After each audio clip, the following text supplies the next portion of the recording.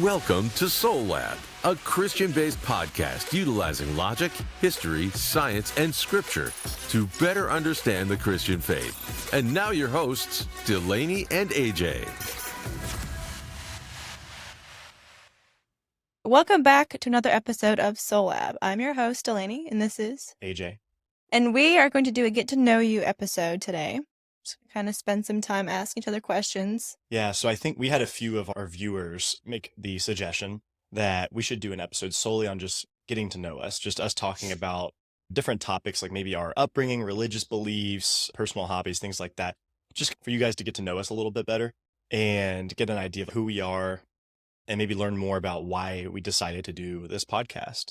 Yeah, So- why don't we start with you, AJ? Tell me about yourself. Where are you from? Like, where was I born? Where do you call home? Like, where is Chattanooga, hometown? Tennessee. Chattanooga, Tennessee. Yeah. Okay. What about Cool. you?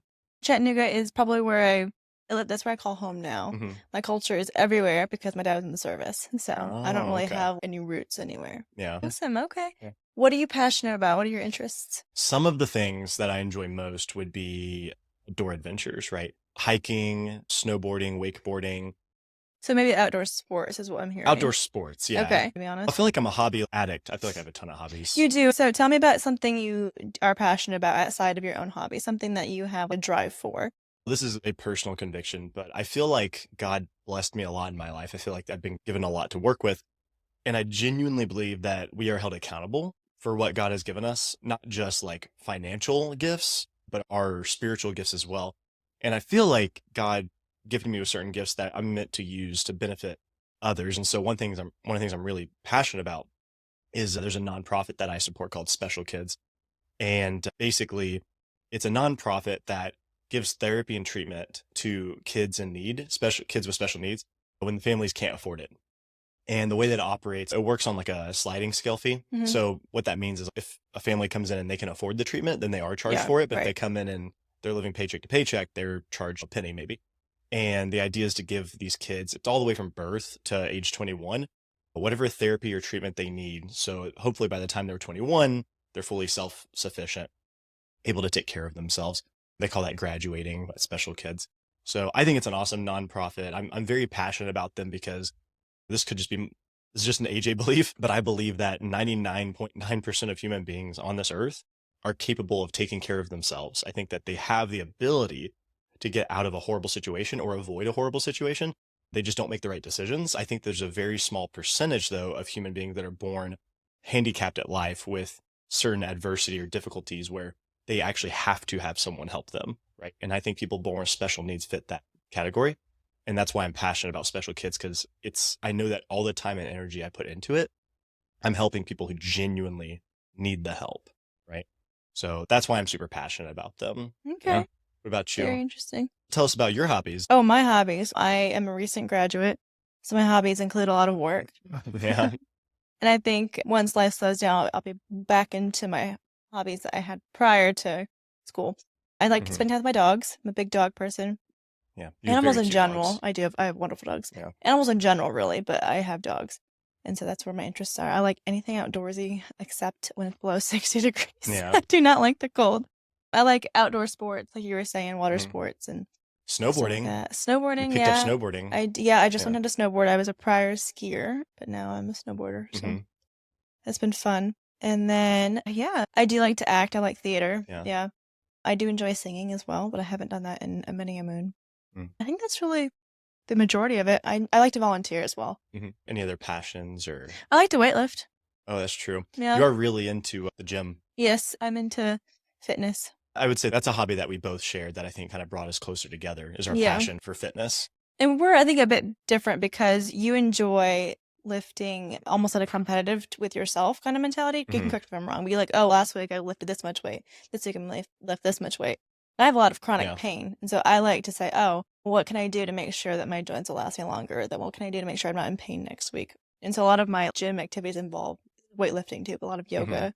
So basically what you're saying is you lift for the health benefits. I lift That for, sounds bad. For, That's like what the I'm bro saying. benefits. Yeah. Yeah. Yeah, Sounds so when it- terrible when you so get when like I that. get big. Yeah. Yeah. No, I think it's good to be competitive. I'm You're not wrong. I'm not dissing you. I think it's good to have that competitive kind of with yourself. Yeah. I don't personally have that.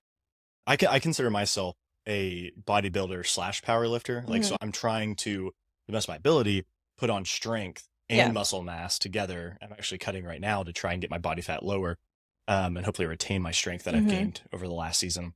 Yeah. Would you consider yourself more like bodybuilding, or? I think that would be the ultimate goal. I struggle a lot with my weight. Previously, I was very sick with an illness that made me very underweight. And so trying to Yeah. gain weight is very difficult for me. And so that's been like my challenge the past years, trying to. I'm occasionally maybe going to throw some of my spiritual and religious beliefs in this conversation today, and I'd like to hear your opinion on this.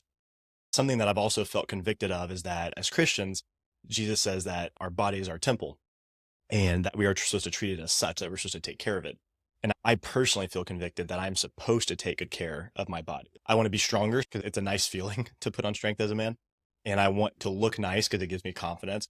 But also those combined things actually make me healthier. It increases the odds of my body being stronger to fight off harmful viruses or bacteria. It decreases the odds of me having any chronic illnesses. It increases my longevity, increases my mental strength because there's a ton of benefits to the gym other than the physical that we now know about, and my emotional state as well.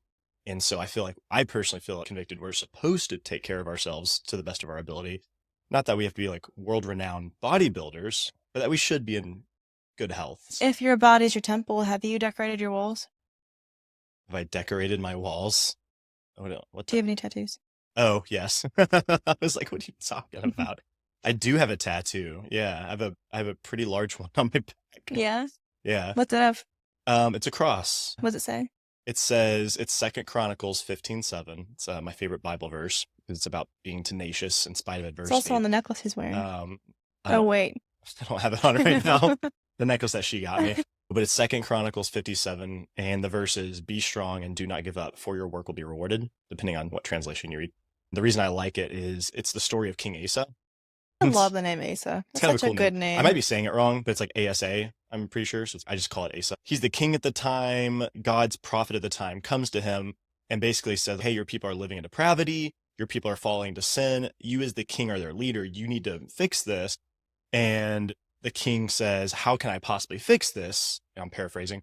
He says, how can I possibly fix this? Everyone is so full of sin. Like, how is it even possible for me to rein them in and bring them back to God? God says through the prophet, be strong and do not give up, for your work will be rewarded. Immediately King Asa says, I'm just going to do it. I'm just going to trust God. I'm going to give 100% to fix this. And it says immediately, like almost overnight, the king made decrees and put new laws in place and spoke with his people and changed their hearts. And he brought them back to God. I thought it was a really cool story because what seemed like an impossible task, because the king, he both trusted God, which I think is important, but he put in the effort. And because of that, he was able to bring people back to God. And if he was willing to put in the effort, it did make a positive impact on his people. There you go. And I feel like him as a leader, he was responsible for that. I loved the story. I loved the verse specifically. So I put on my back my tattoo, which is pretty massive. Like it covers most of my back. It covered all of your back when you were younger, right? It probably covered more because I've definitely put on size since then. But because I got it when I was 20 and now I'm 30. And I like to think I've gotten broader since then. But it started with, I just wanted a tattoo in general. And I thought to myself, what's a tattoo I know I won't regret? And I was like, I don't think I'll ever change my religious beliefs. So it may be something that's like religious or spiritual. I thought, okay, what about a cross? And then I researched Celtic crosses because my family has Scottish ancestry. And I found something I thought were really cool. I designed it myself because I wanted it to be unique. I spent 2 years working on it, trying to figure out what I wanted, took it to a tattoo artist. And he actually hand drew it 10 times better than I did. Thank goodness.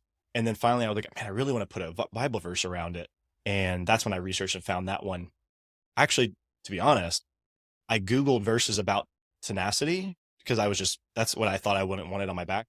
So I found the verse. I didn't know the story. I just found the verse. I put it on my back. And then a few years ago, so when I was 27, I thought to myself, I should probably know the whole story behind this verse. Oh, you didn't even know the story? No. That's funny. I hate to admit that, but I saw the verse and I liked the verse. And then I got lucky because, Thank God it was a good story. I got lucky because a lot of times Christians do take things out of context. Watch me like Rahab talking about seducing a man. Yeah, seducing a man. I mean, it could have been. So I think I got lucky there that it's actually, I like the story a lot. Yeah, that's good. Tell me about your religious upbringing. Oh, interesting. So I was raised by mom and dad who were both Christians, but both had very different backgrounds I guess not backgrounds, they're both raised in the same religion. But when they raised me, they had very different beliefs about Christ and about the church. And so I was raised with a little bit of dabbling in all religions. So there was a very conservative Protestant religion my parents were a part of from my early years. And then my mom had a lot of Christian Judaism that she brought into the household, which I loved. And then a little bit of Buddhism when I was probably like 17, 18 years old. Yeah, there's a lot of dabbling in different religions, but always like Christian background. I remember too being like 12 and asking mom, hey, is Christ the only way to find God? And she said, what's up for you to figure out? She said, I don't think that he's the only way to find God, but I'm not going to tell you that. I'm going to have you figure it out. And my dad was like, no, it's just Christianity. And now as an adult, I feel like I think there's a lot of different ways to find Christ in different religions, and which is why I was very grateful to be raised into so many different religions. So when I talk about my background on the episodes, I'm not just talking about one religion, like a plethora of religions that I was raised in. So just to clarify for our listeners, what do you call yourself today? I call myself a progressive Christian. Okay. Yeah. I need to Google it to make sure I actually believe that. Hang on. That's what's on my Facebook. That's my religion, but I don't know if that's actually accurate anymore. I don't know what a progressive Christian is, so if you Google, that'd be great. Progressive. Okay. Wikipedia. Is that okay if I read Wikipedia? Sure. Okay. It's a postmodern theological approach developed out of the liberal Christianity of modern era, itself rooted in the Enlightenment's thinking. Progressive Christianity is a post-liberal theological movement within Christianity that, in the words of Reverend Roger Woolsey, seeks to reform the faith via the insight of postmodernism and reclaiming the truth beyond the verifiable historically and factuality of the passages of the Bible by affirming the truth within the stories. It also has a deep belief in the centrality and instruction to, quote, love one another, quote, from John 15:17. Okay. Which is where I think I find that the love one another is really where I feel like I'm rooted in progressive Christianity, because I do think there's a lot of values in traditional Christianity that I hold on to. But the concept of love one another, I think, is the mission that we're supposed to be living by. Right. And that is what I push towards in my Christian walk. I gotcha. That makes sense. Yeah. What about you? What are you? Your faith background. Yeah, tell me about how you were raised. Yeah, so I was raised in Murfreesboro, Tennessee, first off. I was raised mostly on a farm as a kid, and it was a blueberry patch / horse farm. And we went to a more conservative, like Baptist Christian church, went to Sunday school, all that stuff. And I was the perfect definition of the Christian kid who was raised in Christianity and believed it because they were raised in it. Most of my life, it was like, oh, I'm a Christian. Never really challenged it. Never was like, why do I believe what I believe? I was just raised in it. And because of that, I just kind of went with it. And it wasn't really until I was mid-20s, I would say, early to mid-20s, where I was like, hold up, what do I actually believe? Let me pause, research this myself. Yeah. Because there were some things I was hearing in church. I was like, I feel like that doesn't make sense. I don't really think I agree with that. I don't even know if that's in scripture, really. Right. I was like, let me just pause and research this myself. So I did a really in-depth study for years and years on different religions and what makes sense logically, scientifically, historically, and came to my own, Our theme. Oh, yeah. And came to my own conclusion, which I think is important, that yes, okay, I am a Christian. I actually do believe this, for more so than I was just raised to believe, which I personally believe is one of the worst reasons to believe something. Oh, yeah, just because you were raised. It's okay to believe a certain way and you were raised that way, but know why you believe it now. Yes. Yeah, know why. And scripture actually says that. So it's 1 Peter 3:15. Always be prepared to make a defense to anyone who asks you for a reason for the hope that is in you, yet do it with gentleness and respect.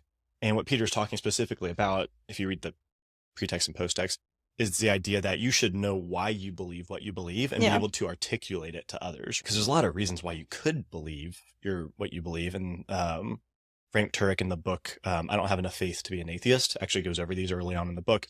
And I think there's 5 main reasons people believe their religious beliefs, but it's either they were raised in it, either they heard a famous speaker that motivated them, they had some like emotional life-altering event. I can't remember what the other ones are, but he goes over the last one, which is, or it makes sense logically, historically, scientifically. It makes sense from all those different standpoints. He said, and he lists all these options, which one would actually be a good reason to believe what you believe? And everyone in the audience is like, the last one. He's so let's just focus on that. Let's not get into what your parents told you. Let's not get into your emotions. Let's get into the facts and let's just look at it. So far, that's my favorite apologetics book that I've read. What book? I Don't Have Enough Faith to Be an Atheist. Good book. Yeah, it's a really great book. I haven't read it, so I can't really vouch for it. You need to check it out.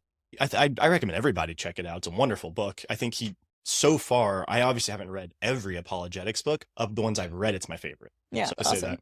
I would say today, though, I'm a non-denominational Christian. Okay. That's what I would call myself. Is I'm open-minded. I don't really fit in any bucket. I try to really look at all the facts. That may be close to what I am too. I'm just a bit more progressive about it than you are, I think. Tell the people about how we met. Oh, our story? Yeah. I love our story. Yeah. I really do. How we met, Delaney and I. It's funny, we put a little bit of this on our website, but I'll go in more detail. It's really cool because the way that we met was she knew my best friend Since through 2015. through like acting and stuff. They both Yep. do acting. And so they kind of knew each other. And so I'd heard about her. One day she and I end up adding each other on social media. We had a lot of mutual friends. We had a couple. Yeah. And we end up kind of like following each other. I think we had 3 mutual We never flirted or anything. Lots of discussions, but We- never yeah. flirted. It was always just debates. Like, Yeah, we would debate things Yeah. like, what's your belief on porn addiction. pornography? That's the big Yeah, one yeah, we talked yeah. about, yeah. And so for 2 years, we did that. Yeah. And then one day I had a fundraising event for Special Kids, the Well- nonprofit that I'm very passionate about. First, he asked me to be his +1 at a wedding. Oh, yeah. I was not living in the state at the time. Yeah. Then I moved back, and then, And then that was probably like a year before the yeah, well, race, wasn't it? no, it's about 4 months. Was it? Yeah. Oh, I thought it was longer It was than in that. June. Okay. Yeah. So then Special Kids, they had a fundraising event. They had a race coming up. So it was like a 1 mile, 5K, 10K, or 15K, depending on what you want to do. Yeah. I'm not a runner. I don't like running. No. So I always do the 5K. And I was a runner, and I was like, I'm going to do the 10K. And he was like, don't do the 10K. I was like, don't do the 10K because then I have to do it. But then, so I invited her. I was like, hey, I'm trying to fundraise for this race. I'm getting people to either donate or run. And you said you'd like to come run. And so you ended up showing up super early in the morning. Not the best first hangout sesh because we literally just ran. And then afterwards we both, but we got to kind of meet each other a little bit and get to know each other a little bit that day. That same night, I had a Halloween party at my house with a bunch of friends and I invited you and you're like, I don't know, probably won't show up. You ended up showing up. We didn't say it like that. I said I already had plans. You're like, I already have plans. I was going to their party, but the party was a bust. And so yeah, that's right. So she ended up coming over and hanging out. We had a bunch of mutual friends there, which was nice. And we had a great time and just kind of went on dates from there. The cool thing is we met through my best friend online. We met in person through a nonprofit I support. So the whole thing has a lot of sentimental value to me. I was kind of clicked and now we've been dating over 2 years, still waiting on her to pop the question. Just to switch subjects a little bit. Your work life. My work life? Yeah. So you said earlier that you wrapped up school Yeah. and now you're in the workforce. Yeah. But can you talk more about what you do? I'm a therapist for the brain. I Yeah. see everybody. I see individuals, teenagers, kids, Mhm. families, couples. I prefer teenagers and couples and families. Gotcha. That's my little niche. I work at a children's psychiatric hospital. Mhm. I work all over the hospital. So I work on the short term, I work on the long term units. I absolutely love what I do. It's a ton of fun. Mhm. I mean, it's sad, obviously, but I do love seeing lives changed. Yeah, Mhm. you definitely get to help a lot of these kids. And they help me. I've learned so much Yeah. from working with these kids. What's the oldest, like 16, 18. 18? Okay. Yeah, I think the youngest is 6 at that Gotcha. hospital. So I 6 think. to 18. Yeah. Yeah. I've learned so much from these kids, though. How to talk to people, how to talk to myself, how to value life, how to know when someone needs help, to push for that help. It's been good. And I Yeah. also work in an outpatient, private, faith-based practice, which I really like. Yeah. It seems like you enjoy it. I do. It's exhausting. It's very mentally taxing, Mhm. but I think it's worth it. Gotcha. What do you do? I own a few small businesses in the area. My bread and butter is McDonald's, and that's my primary focus is I own McDonald's restaurants, and I do my best to own and operate them. And then I have a few side businesses that are mostly passive. How's it called bread and butter? I think It's the your reason is hobby. because everywhere you go, there's bread and butter. Does that make sense? That's That why it's is called your true. bread and butter. That is If true. you everywhere you go, it doesn't matter where you're eating. It's your there's constant. bread and butter. It's your Okay. constant. Damn it, I Yeah. hate when you're right. It's Okay. funny because I just realized that. I'm like, oh, that is why. That has to. Yeah, that's it. That has to be it. That has to be it. Tell me about how we get over a fight. How do we get over a fight? I tell you that you're right, and you're like, yep, I was, and then we're over it. As a Christian couple, one thing that Delaney and I both agree on is God first, each other second.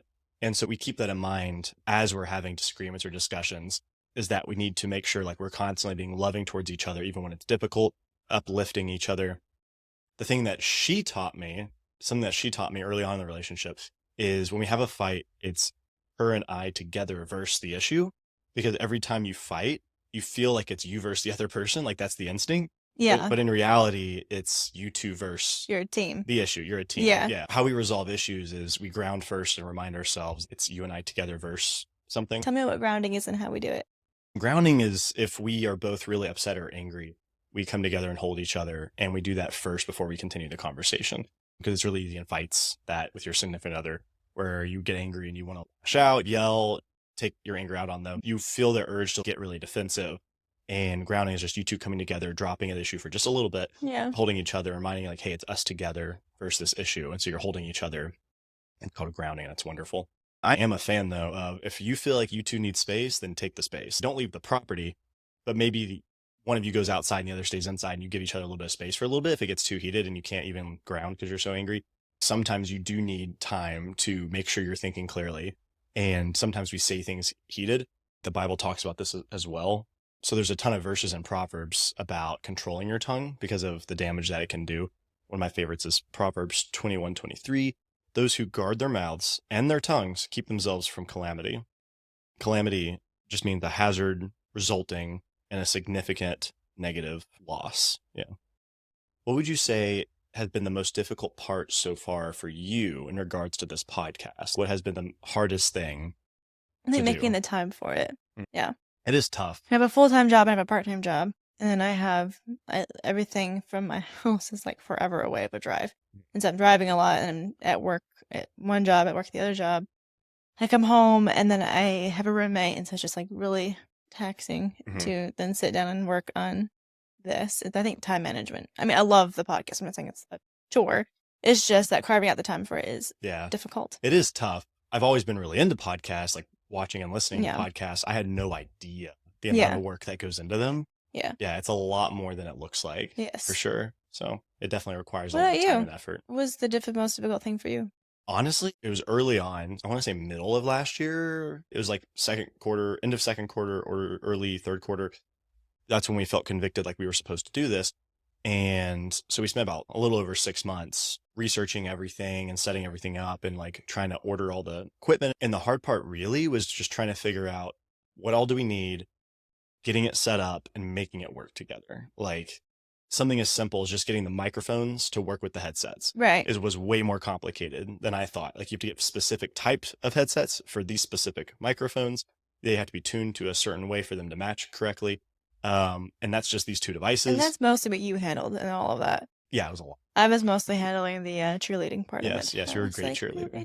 I'm using that as the example. That was actually the easiest thing of everything. But it's because there's so much that goes into it. Yeah. The cameras as an example. We've adjusted the lighting every episode.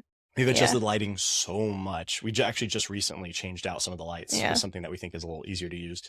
But just figuring out what's needed and how to make it all work together has, I think, been the biggest struggle. Yeah. Oddly enough, the easiest part for me so far has been just sitting down and talking. Like researching the subjects and conversing them has been the easiest, but getting set up, I think, was the hardest. Yeah. So now that I feel like we've got it mostly figured out, the technology and the hardware and stuff, it's been much easier. Good. What made you want to do the podcast? So I started a thing last year where I made a commitment to myself that I was going to do a certain number of studies on scripture, because I think it's good to go to church and learn from a pastor speaking. I think it's good to listen to a podcast and learn from someone giving their perspective. What I wanted to do, and I also encourage our listeners to do, is to actually sit down with scripture yourself, do your own study open-mindedly, and come to your own conclusions. Like just do the research yourself. So I wasn't really spending a lot of time doing that. And so I made a commitment last year that I was going to do that more frequently. And I was every month I was switching topics. One of my topics was I wanted to research first, how did the early disciples disciple the world? How did they do it? But also, what would that look like in a modern world? And what I found was when you look at the Apostle Paul, we all know that the Bible is a collection of letters. Most of the New Testament is Paul's letters. Paul made a huge impact on Christianity. He did that mostly through speaking to people, either in person or through writing letters. And it dawned on me, I said, what would be the most efficient way for me to spread information to a larger number of people and kind of give my perspective on things? Hopefully I will learn more through this. Hopefully they gain something. I thought about like a podcast. That's a great way to have that approach.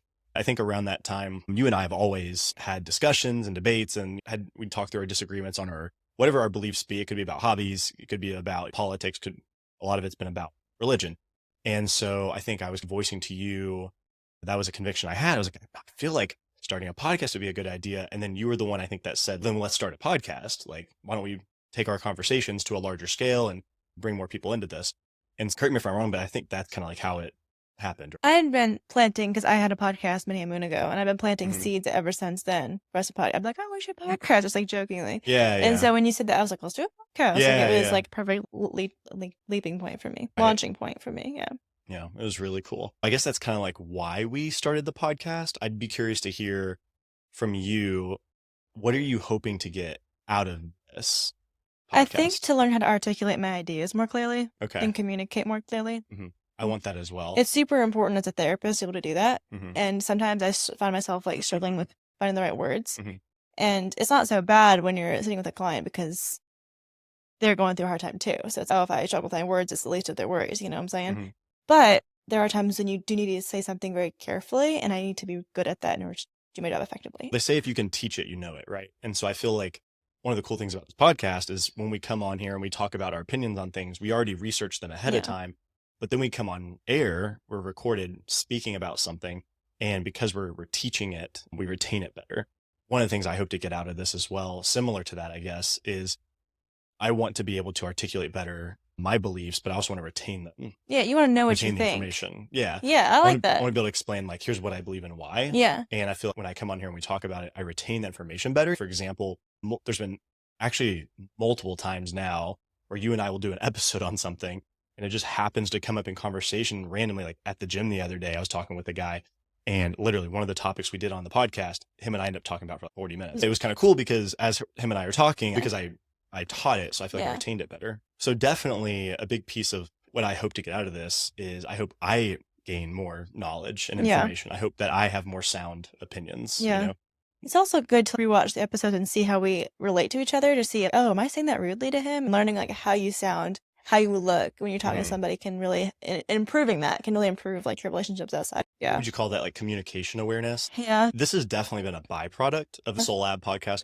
You and I's relationship has gotten stronger. Oh, really? Because I feel like a podcast strongly challenges your relationship. The first 2 practice episodes, we fought the entire time. Yeah. And we ended it in sobbing. Yeah, most people don't know this, but we Sorry, did. secrets out. Yeah, we did 5 practice episodes. It was just to do 6. I think we ended up doing 5. Yeah, I think we did 5 practice episodes before we actually did our first one. Yeah. And that was just so we could get the idea of going back and forth and making sure the equipment works and everything. Yeah. And we actually fought on our practice episodes. Yeah. Because we were like, this is stressful. It's difficult. Yeah. You're trying to get your points across and you're disagreeing with each other and you're trying to be respectful and you're doing it on camera. So you're extra sensitive.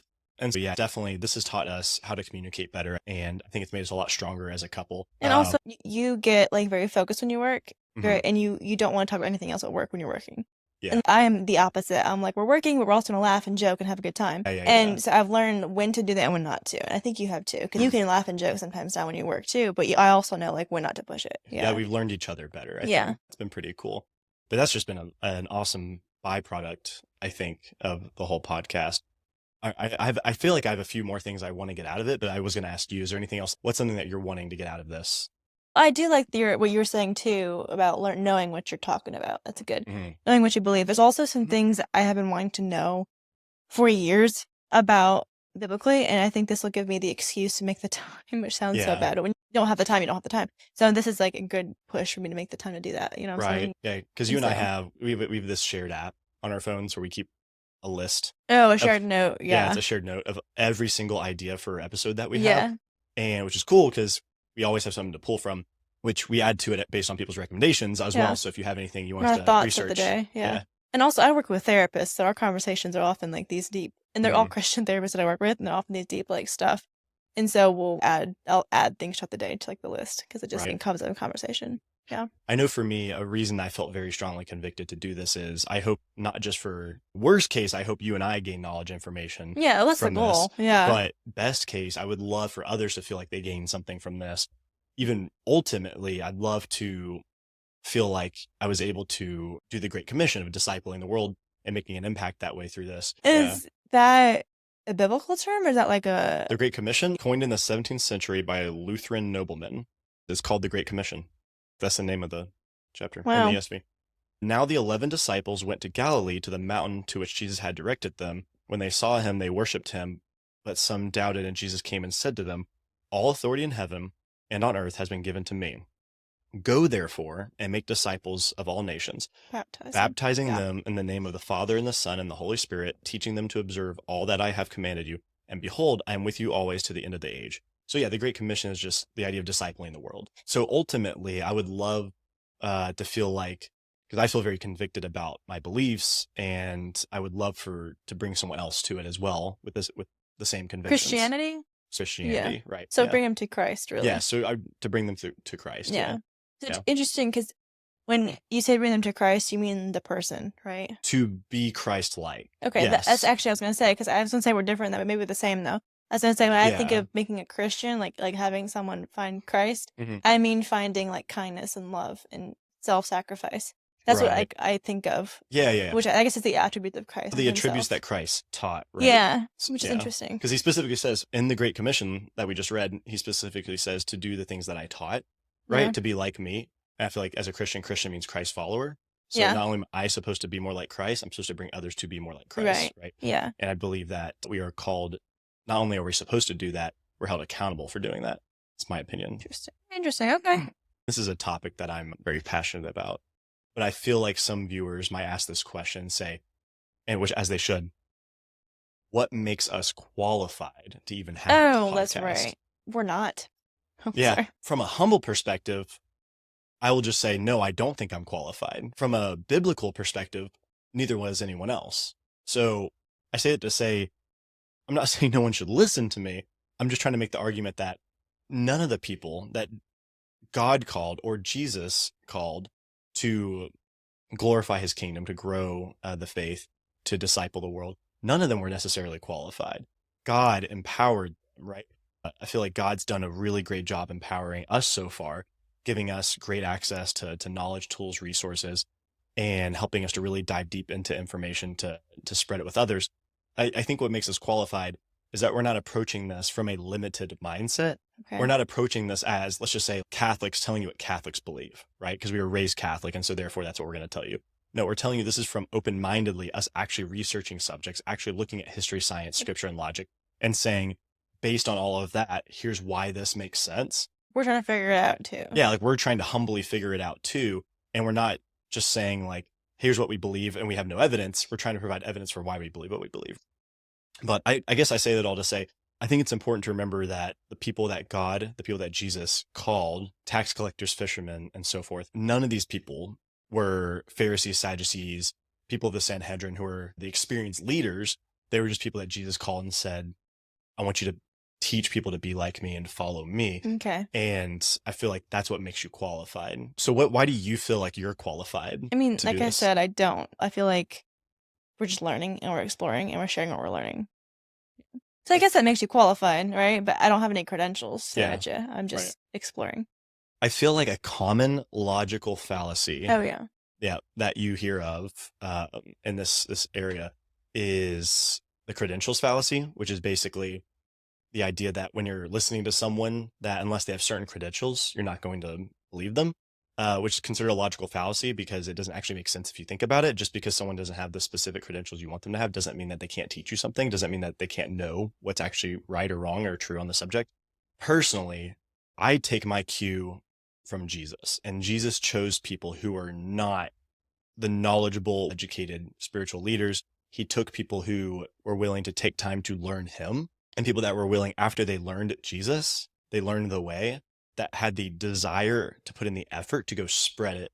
And I think that's what makes you qualified, is genuinely, as a Christian, being a Christ follower, starting there, but then having the drive to want to take it and spread it to others is what makes you qualified.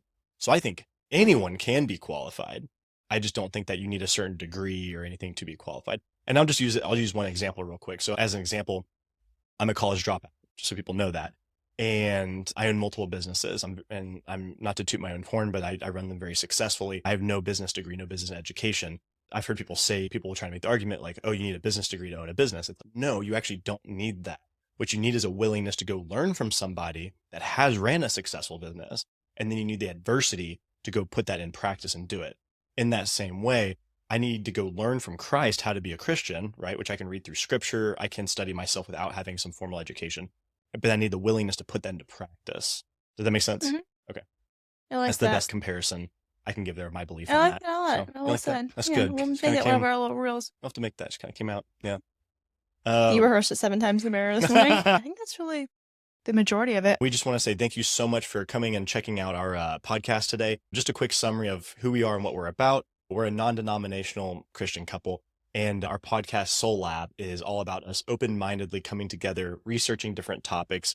We try to incorporate in every episode what we believe based on science, history, logic and reasoning, and of course, scripture.